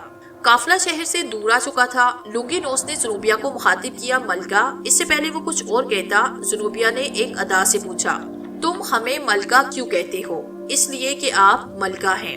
درست، مگر ہم زنوبیہ بھی تو ہیں۔ لونگینوس کے ہونٹوں پر لرزش ہوئی، لیکن وہ کچھ کہہ نہ سکا۔ تیز رفتاری کے سبب رتھ ہچکولے کھا رہا تھا۔ زنوبیہ ہچکولوں کے ساتھ ڈولتے ہوئے ہنس پڑی۔ لونگینوس کو ایسے لگا جیسے گھوڑوں کی ٹانپیں اس کی کھنک خسی کے ساتھ تال دے رہی ہوں۔ وہ از خود رفتہ ہوا، اس کی آنکھیں مچ گئیں، اسے وجد سا آنے لگا۔ نہ جانے کتنا وقت اور کتنا سفر اسی طرح گزر گیا۔ لونگینوس، تم کچھ کہہ رہے تھے، ہم منتظر ہیں۔ وہ سیدھا ہو کر بیٹھا اور بولا، پہلی منزل آنے والی ہے، اسی اسنا میں آپ اپنے خطاب کی تیاری کریں۔ میں آپ کو ایک نقطہ خاص طور پر ذہن نشین کرانا چاہتا ہوں۔ زنوبیہ پوری طرح سے متوجہ ہوئی تو لونگینوس نے کہا، لوگوں کے سامنے آپ کو جس بات پر زور دینا ہے وہ یہ ہے کہ ہم عرب ہیں اور ایک غیر عرب قوم نے ہم پہ حملہ کر دیا۔ ہم سمجھ گئے۔ زنوبیہ نے اس کی بات سے اتفاق کیا۔ واقعی تدمر کے باشندوں کے سامنے یہ بات زیادہ کارگر نہیں ہوگی کہ ایران کی روم پر چڑھائی کر دی ہے اور ہمیں روم کے دفاع میں لڑنا ہے۔ جی ہاں، گویا یہ جنگ ایرانیوں اور رومیوں کی نہیں بلکہ عرب اور عجم کی جنگ ہے۔ زنوبیہ کی للکار تاریخ میں عرب قومیت کے لیے بلند ہونے والی پہلی آواز ثابت ہوئی۔ عرب کا صحرا آزادی کے نعروں سے گونجنے لگا۔ زنوبیہ کی شخصیت اور خطابوں نے ملک بھر میں آگ لگا دی۔ زنوبیہ کا کارواں دوریوپس، رماسا اور دوسرے مکانات سے گزرتا ہوا واپس آیا تو ہزاروں جاں نثار اس کے ساتھ تھے۔ ازینہ نے محل کے پھاٹک پر قافلے کا استقبال کیا۔ جنگ اویسا کے مقام پر ہو رہی تھی۔ تدمر کے جیالے رجز پڑتے ہوئے آگے بڑھ رہے تھے۔ ہم عرب ہیں، دشمن کا وار پشت پر نہیں سینے پر روکیں گے۔ لشکر کا ولولہ ناقابل تسخیر معلوم ہوتا تھا، مگر جب تک یہ لشکر اویسا پہنچا جنگ کا فیصلہ ہو چکا تھا۔ ایران نے روم کو بدترین شکست دی۔ اس خبر نے تدمری فوج کا حوصلہ پست نہ کیا، کیونکہ یہ فوج روم کے لیے نہیں عرب کے لیے لڑنے آئی تھی۔ ازینہ تذبذب کا شکار تھا۔ لونگینوس نے آگے بڑھ کے حملہ کرنے کا مشورہ دیا۔ زنوبیہ اور زبدہ نے بھی لونگینوس سے اتفاق کیا۔ زبائی حملے کے حق میں نہیں تھا۔ لونگینوس نے اس سے کہا، اگر ہم اس وقت پیٹ دکھاتے ہیں تو ہمیں ابھی سے شکست کے لیے تیار رہنا ہوگا۔ زبائی کی سمجھ میں یہ بات آ گئی۔ اس نے بھی تلوار سونت لی، بولا، ہم شہنشاہ روم کو دشمن کی قید سے نکال کر دم لیں گے۔ لشکر جوش میں آگے بڑھا۔ ایرانی مطمئن تھے کہ شہنشاہ روم کی شکست کے بعد کوئی ان کا مقابلہ نہیں کرے گا۔ ایران کے شہنشاہ شاپور کو جب خبر ملی کہ تدمر کے صحرائی پیش قدمی کر رہے ہیں تو اسے یقین نہیں آیا۔ ایرانیوں پر عربوں کا حملہ بپڑے ہوئے شیروں کی طرح تھا۔ وہ جس صف میں گھس جاتے کوہرام مچ جاتا۔ ہزاروں ایرانی موت کے گھاٹ اتار دیے گئے، مگر روم کے شہنشاہ کو اس کی قید سے نہ چھڑایا جا سکا۔ ازینہ کو پرسی پولیس کے قریب ایک موبت کے کاہن سے شہنشاہ روم کے قتل کی اطلاع ملی۔ وہ بسط رنجو اندو موبت میں گیا۔ ایرانیوں نے درین کی کھال اتار کر اس میں بھس بھر دیا اور اسے ایک نمایاں جگہ لٹکا گئے۔ اس کے قتل پر ازینہ نے اپنی فوج میں ذرا بھی جوش نہ دیکھا۔ روم میں نئے شہنشاہ کی تاج پوشی ہو گئی۔ نئے شہنشاہ نے ازینہ سے وفاداری کی تجویز کے لیے اپنا ایک با اختیار سفر تدمر روانہ کیا کہ تدمر بستور سلطنت کے زیر سایہ رہے گا۔ تدمر کے تمام ارکان دولت نے اپنے سربراہ ازینہ کا فیصلہ دل سے قبول کیا، لیکن شہزادہ خرمان کینہ توزی سے باز نہ آیا۔ اس نے ازینہ کے خلاف بھڑکایا۔ ہم دربار روم کے معزز سفیر کی خدمت میں ایک اہم اطلاع لے کر حاضر ہوئے ہیں۔ اس نے سفیر کو اعتماد میں لے کر رازدانہ سرگوشی کی۔ اگر ہمارے رشتے کی چچا محترم ازینہ کو بدستور تدمر کا حاکم رکھا گیا تو تدمر بہت جلد خود مختار کا دعویٰ کر دے گا اور پھر یہ علاقہ رومی سلطنت کے ہاتھ سے نکل جائے گا۔ سفیر کے کان کھڑے ہو گئے، کہنے لگا میں اس اطلاع کے لیے شہزادے کا لشکر گزار ہوں، لیکن اس بات کا ثبوت صاف ہے جناب، خرمان نے کہا۔ آپ کے علم میں ہوگا حالیہ جنگ میں تدمر کی سپاہ نے روم کی خاطر پیش قدمی نہیں کی، اس کے پیش نظر محض اپنے علاقے کا دفاع تھا۔ یہی وجہ ہے کہ شہنشاہ دیرین کے بے رحمانہ قتل کے بعد جنگ فوراً بند کی گئی اور ایرانیوں سے انتقام نہیں لیا گیا۔ قصہ گو نے بڑی ہی خوبصورتی کے ساتھ سارا قصہ سنایا۔ پھر آرس نے پوچھا کہ اے قصہ گو، شہزادہ مارا گیا ہوگا؟ قصہ گو اچانک یوں چونک اٹھا جیسے خیال و خواب کی دنیا سے واپس آنے میں اسے دیر لگ گئی ہو۔ میں نے آرس کو مخاطب کیا، اے طبیب، قصہ ابھی ختم نہیں ہوا۔ قصہ گو اب اپنے ہاتھ میں لوٹ آیا تھا، کہنے لگا قصہ ختم تو نہیں ہوا، لیکن کیا؟ ملکہ جنوبیہ کا قصہ اب ختم ہونے والا ہے، مگر میں بہت تھک گیا ہوں، اجازت ہو تو آئندہ جمعے کو۔ ٹھیک ہے۔ میں نے قصہ گو کی بات کاٹی اور اٹھ کھڑی ہوئی۔ وہب الملات نے اپنے مقابل کو گھوڑے سے گرایا، گھوڑا زور سے ہنہنایا اور سوار نیچے آیا۔ سوار کے ساتھ گھوڑا بھی گرنے کے بعد گھوڑا اٹھنے کی کوشش میں تھا کہ وہب الملات اچھل کر اس پر سوار ہوا۔ اس کی تلوار دشمنوں کے خون میں ڈوبی تھی۔ وہ دیر تک دشمنوں سے اکیلا لڑتا رہا۔ زبدہ اب تک دشمنوں کا حصار توڑ کر اس تک پہنچنے میں کامیاب نہ ہو سکا۔ خرمان اب تک وہب الملات سے دور تھا۔ وہب الملات نے ایک رومی سپاہی کے سینے میں تلوار اتارتے ہوئے خرمان کو دیکھا اور لمحہ بھر کو ادھر متوجہ ہو گیا۔ رومی سپاہیوں کو موقع ملا، انہوں نے وہب الملات پر حملہ کرتے ہوئے زور کا نعرہ لگایا۔ دوسرے ہی لمحے بیک وقت کئی تلواریں وہب الملات کے جسم میں پیوست ہو گئی۔ وہ منہ کے بل گھوڑے سے گرا، اس کا جسم رومی سپاہیوں کے گھوڑوں نے رون ڈالا۔ زبدہ نے لڑتے لڑتے دشمن کے پرجوش نعرے سنے، پھر وہب الملات کے قتل کی خبر ایک دم ہر طرف پھیل گئی۔ اسی رات آدھی رات کے قریب لونگینوس نے غمزدہ ملکہ کو ایک سانڈنی پر سوار کیا اور تنہا اسے محل سے نکال لے گیا۔ بدقسمتی سے دشمن کو بروقت سنگن ہو گئی۔ رومی سواروں کا ایک مشتعل بردار دستہ طاقوں میں دوڑا، مگر زنوبیہ اور لونگینوس دریائے فرات عبور کرنے سے پہلے گرفتار کر لیے گئے۔ روم جنگ جیت چکا تھا۔ زنوبیہ اور لونگینوس زندان میں پہنچ چکے۔ باہر کی دنیا سے ان کا تعلق بالکل ٹوٹ گیا۔ ایک دن زنوبیہ نے لونگینوس سے کہا، تعجب ہے کہ ہم اور تم اب تک زندہ کیسے ہیں؟ تمہیں کوئی خطرہ نہیں؟ لونگینوس کافی اداس آواز میں بولا، خرمان تمہیں شہنشاہ روم سے مانگ لے گا۔ زنوبیہ کا چہرہ دہک اٹھا، کہنے لگی، اگر ایسا ہوا تو یقین کرو ہمیں ہاتھ لگانے سے پہلے موت کی نیند سو جائے گا۔ لونگینوس کی بات صحیح ثابت ہونے میں دیر نہ لگی۔ ایک دن ملکہ زنوبیہ اور لونگینوس کو زندان سے نکالا گیا۔ دونوں کے پیروں میں زنجیریں پڑی تھی۔ انہیں تدمر کے نئے حاکم خرمان کے دربار میں لے جایا گیا۔ جس مسن پر کبھی زنوبیہ بیٹھتی تھی، آج اس پر خرمان بیٹھا تھا۔ ایک سپاہی نے آگے بڑھ کر ان دونوں کے سر زبردستی خرمان کے سامنے جھکائے۔ لونگینوس نے گردن اٹھا کے قہر آلود نظروں سے خرمان کو دیکھا، پھر بلند آواز میں بولا، بدبخت گستاخ، کیا تو بھول گیا کہ میں تیرا استاد ہوں اور یہ خاتون تدمر کی ملکہ زنوبیہ ہے جو تیرے لیے ہمیشہ قابل تعظیم رہی۔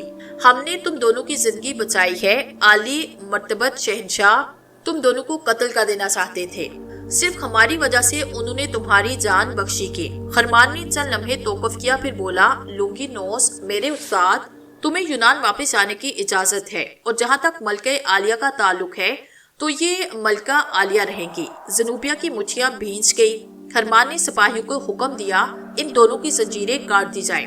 زنوبیہ اور لونگینوس کی زنجیریں کاٹ دی گئی۔ زنجیریں کرتے ہی زنوبیہ نے تیزی کے ساتھ ایک سپاہی کی پیٹی سے خنجر کھینچا اور بپری ہوئی شیرنی کی طرح خرمان پر جھپٹ دی۔ اس سے پہلے کہ خرمان کے محافظ تلواریں کھینچ دے، زنوبیہ نے خرمان کو تخت سے گھسیٹا اور پے در پہ وار کرنے لگی۔ خرمان نے دیکھتے ہی دیکھتے دم توڑ دیا۔ تدمری درباریوں نے نعرہ بلند کیا، بنتے زبائی زندہ باد۔ دربار میں جو رومی سردار موجود تھے انہوں نے تلواریں اٹھائی، مگر ان کی تعداد کم تھی۔ تدمر کے لوگوں نے انہیں ٹھکانے لگایا۔ دربار میں خون ہی خون پھیل گیا۔ مقابلہ سخت تھا۔ تھوڑی ہی دیر کے بعد دوبارہ ملکہ زنوبیہ کی حکمرانی کا اعلان کر دیا گیا، مگر لونگینوس مطمئن نہیں تھا۔ اس نے تہلیہ ہوتے ہی زنوبیہ سے کہا، جن سرداروں کی مدد سے تخت دوبارہ ملا ہے وہ ابن الوقت ہیں، سخت مطبی ہیں، ان پر بھروسہ نہیں کیا جا سکتا، ہم یہاں خطرے میں ہیں، ہمیں یہاں سے چپ چاپ نکل جانا چاہیے۔ زنوبیہ بولی، نہیں، ان میں سے کافی افراد ہمارے وفادار ہیں، ہرمان کا فتنہ ختم ہو چکا ہے، اب کوئی تدمر کا دعوے دار نہیں، شہنشاہ روم بھی واپس جا چکا ہے، وہ اگر آ گیا تو ہم اس سے لڑ لیں گے۔ زنوبیہ پرعزم آواز میں بولی۔ شہنشاہ روم اور یلیا بھی سہلیس پارٹ نہیں پہنچا تھا کہ اسے خبر ملی تدمر میں بساط الٹ گئی ہے۔ لونگینوس کی شخصیت اور سرگرمیوں کے بارے میں بھی اسے تفصیل سے بتایا گیا، وہ پہلے بھی لونگینوس کا نام سن چکا تھا۔ اس دو گلے عرب کو ہم زندہ نہیں چھوڑیں گے۔ تدمری افواج کو سنبھلنے کا موقع نہ مل سکا، وہ بہت بہادری سے لڑی مگر شکست کھا گئی۔ لونگینوس اپنے شہر خمس پہنچ چکا تھا، زنوبیہ اس کے ساتھ تھی۔ خمس والوں نے لونگینوس کا ساتھ دینے سے انکار کیا کیونکہ انہیں تدمر کے قتل عام کی خبریں مل چکی۔ وہ بے حد ڈرے ہوئے تھے اور ریلیا کو لونگینوس اور زنوبیہ کی گرفتاری میں کوئی دقت پیش نہ آئی۔ لونگینوس کو بھاری زنجیروں میں شہنشاہ روم کے حضور پیش کیا گیا۔ شہنشاہ اسے دیکھتے ہی آگ بگولا ہوا، بد نصیب تو ایک عالم فاضل انسان ہے، لیکن افسوس کہ تو نوشتہ دیوار نہ پڑھ سکا۔ بادشاہ سلامت بھی اپنا نوشتہ دیوار نہیں پڑھ سکے ہیں۔ لونگینوس نے سکون سے کہا، روم زیادہ عرصے عربوں کو غلام نہیں رکھ سکتا، یہ قوم اب جاگ اٹھی ہے۔ اور یلیا بگڑ کر بولا، مگر تو عرب کب ہے؟ میری ماں شامی تھی، لہٰذا میں عرب ہوں اور اپنے عرب ہونے پر مجھے فخر ہے۔ یلیا نے تیش میں حکم دیا کہ تدمر کی باغی عورت کو لایا جائے اور اس کے سامنے اس بدزبان کو قتل کیا جائے۔ زنوبیہ کو لایا گیا، اس کا چاند اب تک مانت نہیں پڑا تھا۔ شہنشاہ روم نے زنوبیہ کو دیکھا تو دیکھتا رہ گیا۔ زنوبیہ پایا سنجید تھی اور اس کا حال خراب تھا، پھر بھی وہ ایک ملکہ معلوم ہو رہی تھی، اور یلیا سمجھا کہ زنوبیہ کی کس خوبی نے عربوں میں ایک نئی روح پھونک دی تھی۔ زنوبیہ کو دیکھ کر لونگینوس کے چہرے پر شادابی آئی۔ جب تک اس کی گردن تن سے جدا نہ کر دی گئی، اس کی نظریں زنوبیہ کی طرف اٹھ رہی تھی۔ ادھر لونگینوس کا سر کٹ کے گرا، ادھر زنوبیہ غش کھا کے گر پڑی۔ زنوبیہ کو ہوش آیا تو شہنشاہ روم اسے اپنے ساتھ روم لے جا رہا تھا۔ بے ہوشی ہی میں اسے زیورات اور جواہر پہنا دیے گئے۔ شہنشاہ کے جلوس میں زنوبیہ کی سواری سب سے نمایاں تھی۔ اسے ایک رتھ میں بٹھا دیا گیا۔ رتھ کے چاروں مسلح رومی سوار تھے۔ شہنشاہ اسی شان سے روم کے دارالحکومت میں داخل ہوا اور یلیا نے زنوبیہ کی جان بخشی کی، اور تو اور دلی کے مقام پر اسے ایک عالی شان قصر سکونت کے لیے دے دیا گیا۔ قصر میں زنوبیہ کے واسطے زندگی کی تمام آسائشیں فراہم کی گئی، مگر اس نے موقع ملتے ہی زہر کھایا۔ یہ زہر ایک انگوٹھی میں تھا جو تدمر کی نامور ملکہ زنوبیہ کی انگلی میں ہمیشہ جگمگاتی رہتی تھی۔ حقیقت یہ ہے کہ قصہ کو نے سما باندھ دیا۔ تدمر کی زنوبیہ کا چہرہ یوں میری آنکھوں میں گھوما جیسے سب میں اپنی آنکھوں سے دیکھ رہی ہوں۔ اسے بہرحال قصہ کو کا کمال ہی کہا جائے گا کہ اس نے اپنے ہنر سے ایک مردہ زمانے کو زندہ کیا۔ سو میں نے اس کی تعریف میں کہا، تو نے ہمیں ہمیشہ خوش کیا، سو اب ہم پر لازم ہے کہ تجھے خوش کریں۔ قصہ کو میرا اشارہ سمجھا اور بولا، مگر سرائے کے مالک، میں نے اس کی بات کاٹی، فکر نہ کر، تجھ سے جواب طلبی نہ ہوگی، ہم اپنی مرضی سے تجھے انعام دے رہے ہیں۔ دینار میرا نام بھی تھا اور اس قیمتی سکے کا نام بھی جو ساری مملکت میں چلتا تھا۔ دینار صرف سونے کے سکوں کو کہتے تھے۔ میرے ماں باپ نے مجھے بہت قیمتی جان کر ہی شاید میرا نام دینار رکھا تھا۔ قصہ کو میں نے 10 دینار سکھ دیے تو اس نے اٹھ کر فرشی سلام کیا۔ اس عرصے میں عارض کے ساتھ میں اس مکان سے نکل آئی، پھر ہم واپس خربیہ آئے۔ بغداد میں اب میری توقیر پہلے کی نسبت خاصی بڑھ گئی تھی۔ عالم سوما سے میرا رابطہ اب تک بحال تھا، تعلیم جاری تھی، بلکہ یہ کہنا زیادہ مناسب ہے کہ اپنے آخری مراحل میں تھی۔ سوما سے میں بہت کچھ سیکھ چکی تھی۔ اگلے دن وقت مقررہ پر جب میں اس کے پاس پہنچی تو بولی، اے سوما، تو نے مجھ سے ایک ایسے عمل کا ذکر کیا تھا جو مختلف زمانوں اور نئے جہانوں کی سیر کرا سکتا ہے۔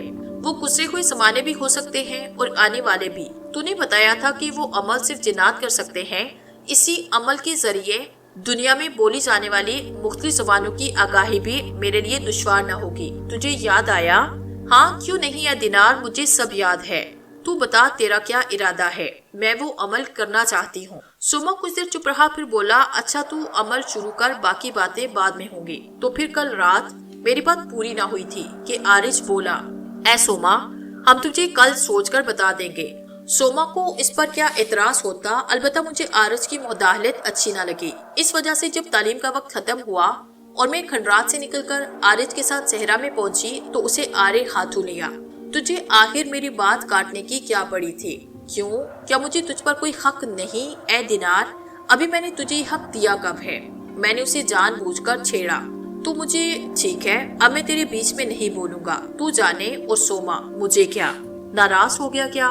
दिनार, तू बात ही ऐसी करती है कि दूसरा चिढ़ जाए। दूसरा कौन? यहाँ तो बस मैं हूँ, तू मुझसे अलग है क्या? ए आरिज, पहले भी तेरी इस तरह की बातें सुन चुका हूँ मैं, पागल ना बनाया कर। बनाने से तेरा मतलब क्या है आरिज? बनाया तो उसे जाता है जो पहले से बनाना हो। यानी तू मुझे पागल समझती है? तो ये क्या कोई पूछने की बात है? मैं हंस पड़ी। आरिज को भी मजबूरन मेरा साथ देना पड़ा। उस रात हास्य बहस मुबाहसे के बाद ये तय हुआ कि आइंदा रात से मुझे वो अमल शुरू कर देना है जिसकी तकमील के बाद सिर्फ अपने इरादे के बल पर मैं माजी या मुस्तकबिल में सफर कर सकती थी। आरिज फौरी तौर पर इस अमल के लिए तैयार न हो सका। वो अमल भी 40 दिन का था और ये इस तरह गुजर गए कि पता ही न चला। आलिम सोमा ने मेरे एक सवाल के जवाब में वजाहत की। ए दिनार, वक्त के जिस लम्हे से तू माजी या मुस्तकबिल में जाएगी उसी में लौट कर आएगी। इस पर आरिज खुश हुआ और धीमी आवाज में मुझसे कहने लगा, ये तो बड़ा अच्छा हुआ, मुझे तुझसे जुदा नहीं रहना पड़ेगा। किस्सा वो मुझे माजी के एक अहद की सैर गोया करा ही चुका था। सो मुझे तजस्सुस था तो आने वाले ज़माने का। इसके लिए मुझे मुस्तकबिल की सैर करनी थी कि फिलवक्त कहाँ ठहरूं। मैंने इसमें भी देर न लगाई। मुझे जहाँ तजस्सुस महसूस हुआ वहाँ रुक गई। मैंने जो कुछ देखा, ये दोपहर का वक्त था। आरिश दुआएं कूट रहा था। बगदाद के गली कूचों में सन्नाटा छाया हुआ था। ए दिनार, तू आखिर इतनी गुमसुम क्यों है? आरिश ने मुझे मुखातिब किया। तूने भला ऐसा क्या देखा? मैंने, ए आरिश, आने वाला एक ऐसा जमाना देखा कि जब एक मस्जिद की तामीर के लिए एक मुसलमान बादशाह को तवील अरसे इंतजार करना पड़ा। है ना हैरत की बात? मगर शायद तू इस बात को ना समझ सके। मैं बोली, बस रहने दे ए दिनार, कुछ बातों का ना समझना ही अच्छा होता है।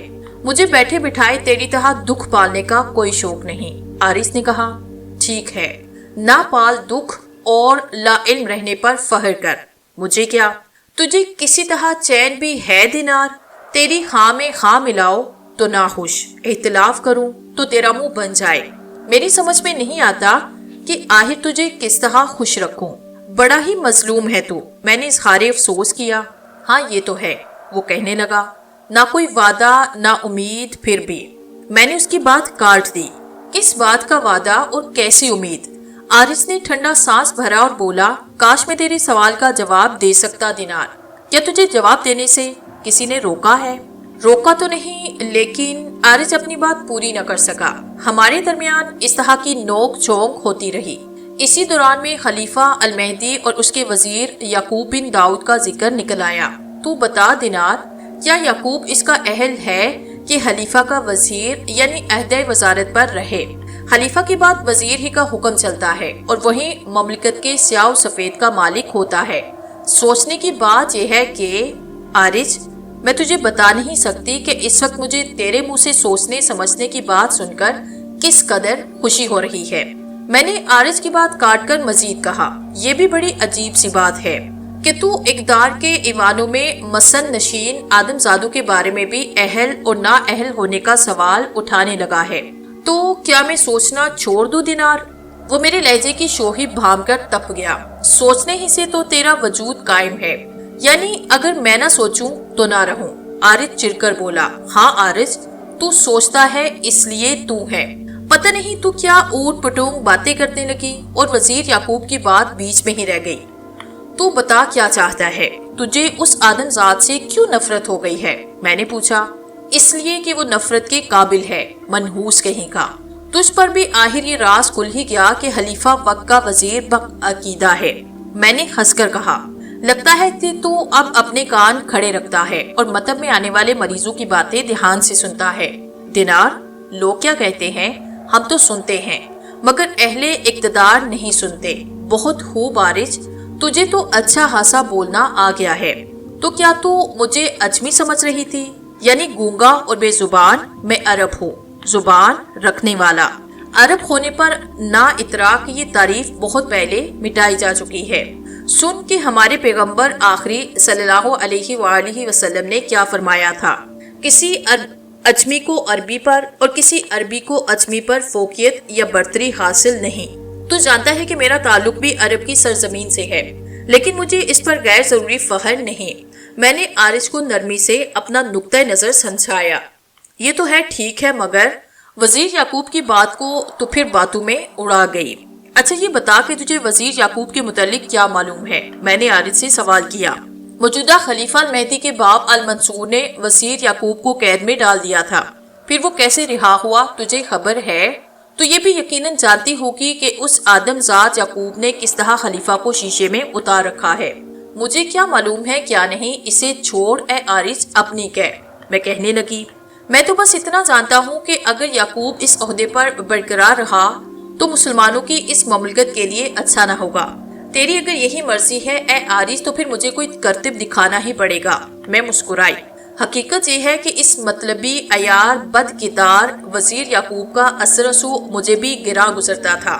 وہ مسلمانوں کے ساتھ زیادتیاں کر رہا تھا۔ خلیفہ المنصور نے کچھ سوچ سمجھ کر ہی یعقوب کو پابند سلاسل کیا تھا۔ آدم زادوں کے درمیان رہ کر میں نے ایک بات شدت سے محسوس کی تھی کہ انہیں کچھ سے کچھ بنانے میں وقت اور حالات کا بڑا دخل ہوتا ہے۔ اسے تاریخ کا جبر بھی کہا جا سکتا ہے۔ عارض نے اہل و نا اہل کا جو قصہ چھیڑا تھا تو ایک وزیر یعقوب ہی کیا، بہت سے صاحبان اقتدار اس پر پورے نہیں اترتے۔ خود خلیفہ المہدی المنصور کا بیٹا نہ ہوتا تو اقتدار میں نہ آتا۔ اس میں المہدی کی اہلیت یا نا اہلیت کو کوئی دخل نہ تھا۔ یہی تاریخ کا جبر ہے جو آدم زادوں اور کسی حد تک ہمجن زادوں کو بھی برداشت کرنا پڑتا تھا۔ اس جبر کو رضائے الہی کا نام دینا بھی مناسب ہے۔ یہ کوئی ضروری نہیں کہ جو حکمرانی کر رہا ہو اس پر انگلی نہ اٹھائی جائے۔ انگلی اٹھانا تو الگ آدم زادوں کی تاریخ تو ہاتھ اٹھانے کے قصے بھی بیان کرتی ہے۔ عموماً اقتدار کے نشے میں آدم زادوں کو منظر واضح نظر نہیں آتے اور وہ اپنے انجام کو بھول جاتے ہیں۔ ایسا ہی کچھ وزیر یعقوب کے ساتھ بھی ہوا۔ اس کے زوال کا ایک سبب میری ایک شرارت بھی تھی۔ واقعہ یہ ہے کہ وزیر یعقوب کی حرکات قبیحہ سے عام لوگ ہی نہیں، خاص لوگ بھی تنگ تھے، مگر اس ڈھیٹ پر کوئی اثر نہ ہوتا۔ یعقوب نے خلیفہ کی کچھ کمزوریوں اور دلچسپیوں کا سراغ لگایا۔ مثلاً حسین و خوبصورت خواتین کے ذکر میں خلیفہ کو خاصی دلچسپی تھی۔ خلیفہ سے خلوت میں یعقوب کا موضوع گفتگو عموماً یہی ہوتا۔ دوم شکار کے قصوں اور شکار کھیلنے سے خلیفہ المہدی کو بڑی رغبت تھی۔ جب یعقوب نے سلطنت کے اہم عہدوں پر اپنے ہم خیالوں کو مقرر کیا تو خلیفہ کے خادمان قدیم اور آزاد غلاموں کو یہ امر شاق گزرا، وہ خلیفہ سے یعقوب کی شکایتیں کرنے لگے۔ خلیفہ مہدی ان کی شکایتوں کو اس طرح بظاہر توجہ سے سنتا کہ گویا ابھی ان کا ازالہ کر دے گا۔ شکایتیں کرنے والوں کو پکا یقین ہو جاتا کہ ان کی شکایتوں نے خلیفہ کے دل میں گھر کر لیا ہے۔ وہ اسی لیے آپس میں کہا کرتے کہ دیکھنا کل صبح کو ضرور یعقوب گرفتار ہو جائے گا، مگر ایسا نہ ہوتا۔ صبح ہوتی اور یعقوب دربار خلافت میں حاضر ہوتا تو خلیفہ مہدی اسے خندہ پیشانی کے ساتھ پیش آتا۔ چند آدمزاد ایسے بھی تھے جو اپنی خلوتوں میں اسے منافقت کا نام بھی دیتے۔ ان میں اتنی ہمت بہرحال نہ ہوتی کہ جان کی پرواہ نہ کر کے کھلے عام سچ بولنے کا خطرہ مول لیتے۔ آدم زادوں کی اکثریت مرنے سے ڈرتی ہے۔ موت کے اسی خوف سے ہر زمانے کے صاحبان اقتدار فائدہ اٹھاتے ہیں۔ یہ الگ بات ہے کہ ایک دن انہیں بھی موت آد بوجھتی ہے۔ یعقوب کے لچھن اب رفتہ رفتہ خلیفہ مہدی کے سامنے آتے جا رہے تھے۔ اس عرصے میں خلیفہ مہدی نے ایک باغی کو قتل کرنے کی غرض سے یعقوب کے حوالے کیا۔ یعقوب نے داستہ رشوت کھا کر اسے رہا کیا۔ کسی نے خلیفہ تک یہ خبر پہنچا دی۔ خلیفہ مہدی کو اس پر یقین نہ آیا اور بولا، ہم نہیں مان سکتے۔ اگر امیر المومنین کی اجازت ہو تو اس شخص کو خدمت میں پیش کیا جائے۔ مخبر نے کہا، اجازت ہے۔ خلیفہ نے کہا۔ پھر خلیفہ مہدی اس وقت حیران رہ گیا جب مذکورہ شخص کو اس کے سامنے پیش کر دیا گیا۔ وزیر یعقوب کو اسی وقت حاضر کیا گیا۔ خلیفہ نے حکم دیا۔ خلیفہ کا محافظ دستہ آنن فانن گیا اور یعقوب کو کشا کشا لے کر آ گیا۔ اس بات پر یعقوب گھبرایا تو بہت کہ صبح ہی صبح یہ کیا آفت آن پڑی اور اس فوری طلبی کی وجہ کیا ہے، مگر خلیفہ سے بے تکلفانہ مراسم کے سبب وہ ہمت نہ ہارا اور سوچا کہ جو ہوگا دیکھا جائے گا۔ میں نے اس کی بے پرواہی سے یہی نتیجہ نکالا خلیفہ نے یعقوب سے اس الوی کا حال دریافت کیا اور کہا اسے تو تم نے قتل کر دیا ہوگا۔ امیر المومنین کے حکم سے میں نے اسے قتل کر ڈالا۔ یعقوب نے بے دھڑک جھوٹ بولا۔ خلیفہ مہدی کے حکم پر مذکورہ شخص کو ایک پردے کے پیچھے چھپا دیا گیا تھا۔ یعقوب کی دیلا دلیری پر خلیفہ نے محسوس اشارہ کیا۔ محافظ اس شخص کو پردے کے پیچھے سے نکال کر سامنے لے آئے۔ اب تو یعقوب کی حالت غیر ہو گئی، مگر جلد ہی اس نے خود پہ قابو پا کر اپنے قصور کی معافی چاہی اور بولا اے امیر المومنین، مجھے اس پر یوں ترس آیا تھا کہ اس کے بیوی بچوں کی کفالت کرنے والا کوئی نہیں، لیکن امیر المومنین کے حکم کی تعمیل نہ ہونے پر یہ غلام انتہائی شرمندہ ہے اور اجازت طلب ہے کہ غلطی کے ازالے کا موقع عنایت فرمایا جائے۔ خلیفہ مہدی نے یعقوب کو موقع دے دیا۔ اس نے نیام سے تلوار نکالی اور مذکورہ شخص کی گردن اڑا دی۔ بہت خوب، خلیفہ نے اس پر اظہار پسندیدگی کیا۔ یوں یعقوب تعمیل حکم نہ کرنے پر بھی زندہ بچ گیا۔ میں تل ملا کے رہ گئی۔ سبب یہ کہ یعقوب کو میں نے ہی اپنے اثر میں لے کر رشوت کے عوض اس الوی کو زندہ چھوڑنے پر اکسایا۔ میرا مقصد اس سے محض یہ تھا کہ یعقوب جیسے بدعنوان وزیر سے بغداد والوں ہی کی نہیں سب مسلمانوں کی جان چھوٹ جائے۔ مجھے اعتراف ہے کہ میرا یہ خربہ ناکام رہا۔ میرے ایما پر عارض نے مخبر کا کردار ادا کیا تھا۔ اس کے لیے اسے خلیفہ کے ایک مصاحب کے جسم پر قبضہ کرنا پڑا۔ اس روز کے جب یعقوب صاحب بچ گیا، میں سخت جنجلائی ہوئی تھی۔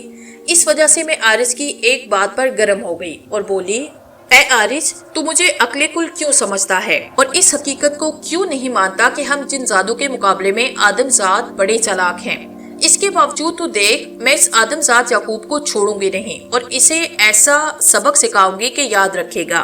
اے دینار، تو اس طرح یہ بات کہہ رہی ہے جیسے یعقوب سے میری رشتہ داری ہو۔ عارض جواباً کہنے لگا تو جو چاہے اس کا خشر کر، اس معاملے میں اب میں تجھ سے مدد نہیں لوں گی۔ میں تنہا بھی اس آدم زاد یعقوب کے لیے کافی ہوں۔